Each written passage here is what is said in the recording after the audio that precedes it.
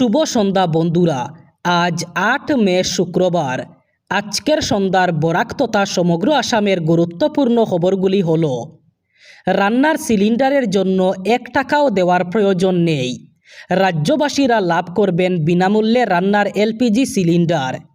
Ration card থাকলে প্রতিটি পরিবার লাভ করবেন এই সুবিধা। শপথ গ্রহণের পরই সরকার করবে বড় ঘোষণা। মুখ্যমন্ত্রী ডক্টর হিমন্ত বিশ্ব শর্মা বলেছিলেন, আবার বিজেপির সরকার আসলে রাজ্যের বাসিন্দাদের দেওয়া হবে বছরে ২টি করে বিনামূল্যে এলপিজি সিলিন্ডার। রেশন কার্ড থাকা পরিবাররা বছরে ২টি করে এলপিজি সিলিন্ডার বিনামূল্যে পেয়ে যাবেন। আগামী ১২ মে রাজ্যে সরকার গঠন। শপথ গ্রহণ করবেন রাজ্যের মুখ্যমন্ত্রী এবং অন্যান্য মন্ত্রীরা। এরপরেই আসতে পারে বড় ঘোষণা। পূর্ব দলাইয়ের পালংঘাট এলাকায় শুক্রবার সকালে ঘটে গেল এক ভয়ঙ্কর সড়ক দুর্ঘটনা। রুকনি দ্বিতীয় খণ্ডের রঘুরাম পাঠশালার সামনে সংঘটিত এই দুর্ঘটনায় ২ জন গুরুতর আহত হয়েছেন।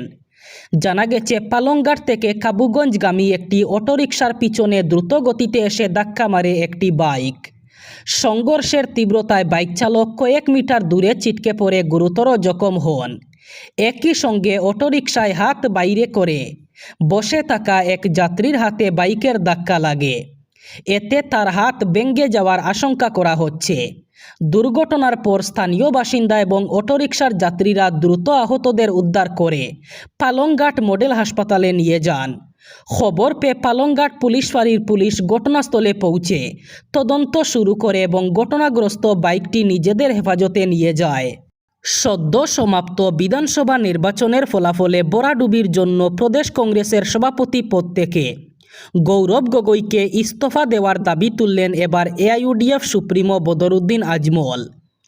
এক সাংবাদিক সম্মেলনে আজমল বলেন, ইতিমধ্যেই প্রদেশ কংগ্রেসের দায়িত্বপ্রাপ্ত নেতা তথা দলের সর্বভারতীয় সাধারণ সম্পাদক জিতেন্দ্র সিং ইস্তফা দিয়েছেন, আর তার পথেই হেঁটে গৌরবকেও ইস্তফা দেওয়া উচিত। রাখডাক না করেই এদিন আজমল বলেন, গৌরব বড় পরিবারের সন্তান, প্রয়াত মুখ্যমন্ত্রী তরুণ গগৈ সাহেবের ছেলে। বর্তমানে লোকসভায় বিরোধী উপদলনেতা পদেও রয়েছেন গৌরব। বিধানসভা নির্বাচনে হেরে গেলেও কোনো ক্ষতি হয়নি তার, সাংসদ পদ থেকে যাবে। যা ক্ষতি হয়েছে তা কংগ্রেসেরই। ইতিমধ্যে দিল্লি পাড়ি দিয়েছেন গৌরব। আজমল বলেন, কংগ্রেস এখন সংখ্যালঘু দল নয়, কংগ্রেস এখন মুসলিম লীগে পরিণত হয়েছে।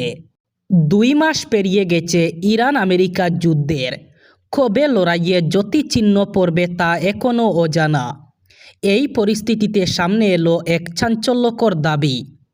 ইরানের কৃত্রিম উপগ্রহ প্রকাশিত ছবি থেকে দেখা গেল মধ্যপ্রাচ্যের মার্কিন সেনাঘাঁটিগুলিতে প্রভূত ক্ষতি হয়েছে, যে তথ্য চেপে রাখতে চেয়েছে ট্রাম্প প্রশাসন। মার্কিন সংবাদমাধ্যম ওয়াশিংটন পোস্টে প্রকাশিত প্রতিবেদনে এই দাবি করা হয়েছে। ওই প্রতিবেদনে বলা হয়েছে, শতাধিক কৃত্রিম উপগ্রহে তোলা ছবি থেকে পরিষ্কার 15টি সেনাঘাঁটিতে অন্তত 228টি নির্মাণের ভাঙ্গা অংশ দেখা গেছে। এটি আমেরিকার মতো প্রযুক্তিগতভাবে উন্নত একটি দেশের জন্য উল্লেখযোগ্য ক্ষতির ইঙ্গিত। এ থেকে এও বোঝা যাচ্ছে, ট্রাম্পের দল ইরানের কাছ থেকে এমন বিধ্বংসী প্রতিক্রিয়া প্রত্যাশাই করেনি। এমন মার ছিল সম্পূর্ণ অপ্রত্যাশিত। ১২ মের পরেই রাজ্যের হাজার হাজার মহিলাদের জন্য আসছে বড় সুখবর। এবার বড় পরিবারের ২ জন মহিলা পাবেন অরুণোদয় প্রকল্পের টাকা। অরুণোদয় প্রকল্পের টাকা বৃদ্ধি হয়ে ৩,০০০ করা হবে। নতুন পদ্ধতিতে দেওয়া হবে অরুণোদয় প্রকল্পের টাকা। সরকার গঠন করেই নির্বাচনী প্রতিশ্রুতি পূরণ করবে বিজেপি। একটি একটি করে পূরণ করা হবে সব নির্বাচনী প্রতিশ্রুতি। ১২৫০ টাকা থেকে ৩,০০০ টাকা পর্যন্ত বৃদ্ধি করা হবে অরুণোদয় প্রকল্পের টাকা।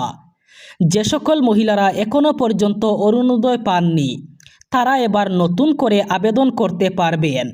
সেই সাথে বড় পরিবারের ২ জন মহিলাকে দেওয়া হবে অরুণোদয়। একইভাবে রেশন কার্ডে বড় পরিবারকে ২ বার দেওয়া হবে চাল। ১২ মের পরেই রাজ্যে মহিলাদের জন্য আসছে বড় সুখবর। আগামী ১২ মে সকাল ১১টায় অসমের নতুন সরকারের শপথ গ্রহণ। খানাপাড়ার খেলপথারে শপথ গ্রহণ হবে অনুষ্ঠান। দ্বিতীয়বারের জন্য মুখ্যমন্ত্রী হিসাবে শপথ গ্রহণ করতে প্রস্তুত হিমন্ত বিশ্ব শর্মা। কোন কোন বিধায়ক স্থান পাবেন হিমন্ত মন্ত্রিসভায়, এ নিয়ে চর্চা শুরু হয়েছে। বিজেপি, অগপ এবং বিপিএফের বেশ কয়েকজন বিধায়কের নাম চর্চায় রয়েছেন। কোন কোন নতুন মুখ স্থান পাবে হিমন্ত মন্ত্রিসভায়, এ নিয়ে চর্চা শুরু হয়েছে। অজন্তা নেওগ, পীযূষ হাজারিকা, জয়ন্ত মল্ল বড়ুয়া, রঞ্জিত কুমার দাস, রনোজ পেগু, অশোক সিংগল, বিমল বরা, বিশ্বজিৎ দৈমারি, হিতেন্দ্রনাথ গোস্বামী, পল্লব লোচন দাস, প্রদ্যুৎ বরদলৈ, ভূপেন বরা, তুলিরাম রংহাং, পদ্ম হাজারিকা, তরঙ্গ গগৈ, মানব ডেকা, অতুল বরা, শিউলি মহিলারি এবং ববেশ কলিতা। মাত্র 2-1 দিনের মধ্যেই স্পষ্ট হবে কোন 18 জন বিধায়কের ভাগ্যে ফুটবে ফুল। কেদারনাথ দর্শনে গিয়ে মর্মান্তিকভাবে মৃত্যু ঘটল রাজ্যের এক তরুণীর। মৃতের নাম পাপড়ি ডেকা। তিনি অসমের মরিগাঁও জেলার দলংঘাট এলাকার বাসিন্দা। বন্ধু বান্ধবীদের সঙ্গে তীর্থ ভ্রমণের উদ্দেশ্যে কেদারনাথে গিয়েছিলেন পাপড়ি।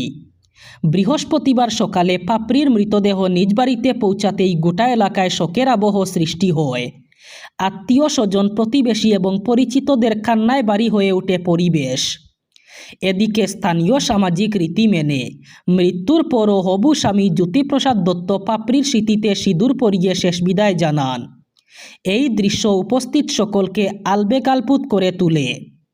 তরুণীর অসময়ে মৃত্যুতে গভীর শোক প্রকাশ করেছেন এলাকার মানুষ। জানা গেছে, কেদারনাথ যাওয়ার পথে শ্বাসকষ্টজনিত সমস্যায় হঠাৎ অসুস্থ হয়ে পড়েন তিনি। এরপর গত 4 মে কেদারনাথ থেকে প্রায় 500 মিটার দূরে তার মৃত্যু হয়। হজ পালনের উদ্দেশ্যে সৌদি আরবে যাওয়া ভারতীয় হজযাত্রীরা এই বছর মারাত্মক খাদ্য সংকটের মুখে পড়েছেন। বিশেষ করে মক্কার আজিজিয়া এলাকায় অবস্থানরত হাজিদের মধ্যে খাবার নিয়ে অসন্তোষ ও দুর্ভোগ দিন দিন বাড়ছে। অভিযোগ অনুযায়ী পর্যাপ্ত ও সুষ্ঠু খাদ্য ব্যবস্থার অভাবে তাদের নিত্যদিনের জীবনযাপন চরমভাবে ব্যাহত হচ্ছে এবং অনেকেই স্বাস্থ্য ঝুঁকিতে পড়ছেন। হজযাত্রীদের অভিযোগ, আজিজিয়া এলাকায় হাজার হাজার হাজির জন্য কার্যত হাতে গোনা কয়েকটি হোটেলের উপর নির্ভর করতে হচ্ছে। ফলে প্রতিদিন খাবার সংগ্রহের জন্য দীর্ঘ লাইনে দাঁড়াতে হচ্ছে। আধা ঘন্টা থেকে 1 ঘন্টা অপেক্ষার পরও অনেক সময় খাবার পাওয়া যাচ্ছে না এবং অনেকেই খালি হাতে ফিরতে বাধ্য হচ্ছেন। অনেকেই হোটেল থেকে খাবার সংগ্রহ করে হোটেলের সিটে বসে খাবার মতো পর্যাপ্ত জায়গা না থাকায় দাঁড়িয়েই খেতে হচ্ছে অথবা নিজেদের আবাসনে নিয়ে যেতে হচ্ছে। এর পাশাপাশি খাবারের মূল্য অস্বাভাবিকভাবে বেড়ে যাওয়ায় সমস্যা আরও প্রকট হয়েছে। এবার পোস্ট অফিসের নিয়মে বড় বদল। কেন্দ্রীয় সরকার আয়কর বিধিমালা 2026-এর অধীনে এবার থেকে এই সরকারি আর্থিক প্রতিষ্ঠানটিতে কম বেশি প্রায় সমস্ত সঞ্চয়ী প্রকল্পগুলিতে লেনদেনের জন্য প্যান কার্ড বাধ্যতামূলক করেছে। অর্থাৎ পোস্ট অফিসে অ্যাকাউন্ট খোলা থেকে শুরু করে টাকা জমা দেওয়া, টাকা তোলা, এমনকি মেয়াদি আমানত বিনিয়োগ সহ অন্যান্য প্রায় সমস্ত কাজে এবার প্যান কার্ড দেখাতেই হবে। আসলে ক্ষুদ্র সঞ্চয়ী মাধ্যমগুলিকে কর ব্যবস্থার আওতায় আনতেই এই বিশেষ পদক্ষেপ নিয়েছে সরকার। কেন্দ্রীয় সরকারের নতুন আয়কর বিধিমালা অনুযায়ী 159, 160, 161, 211 এবং 237 নম্বর বিধির অধীনে ভারতীয় পোস্ট অফিসের সমস্ত ইউনিট অথবা গ্রাহক পরিষেবা কেন্দ্রে এবার প্যান কার্ড বাধ্যতামূলক করা হচ্ছে।